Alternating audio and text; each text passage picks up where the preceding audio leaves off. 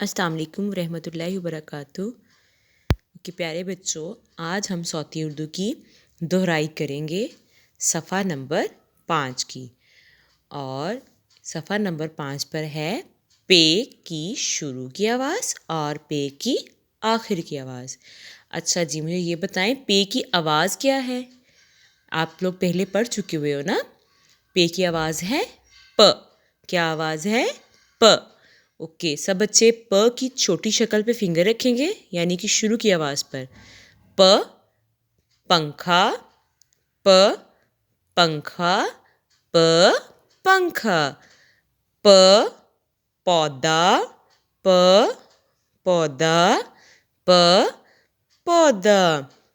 प पर्दा, प पर्दा, प पर्दा। प पत्ता, प पत्ता, प पत्ता। प पानी, प पानी, प पानी। प पेंसिल, प पेंसिल, प पेंसिल। प पतंग, प पतंग, प पतंग। प प्याला, प प्याला, प प्याला। प पलंग, प पलंग, प पलंग। अब हमने ये शुरू की आवाज़ पढ़ ली, अब हम क्या पढ़ेंगे? आखिर की आवाज़। तो प्यारे बच्चों, आखिर की आवाज़ पढ़ने से पहले हम तस्वीर पे फिंगर रखते हैं, ठीक है?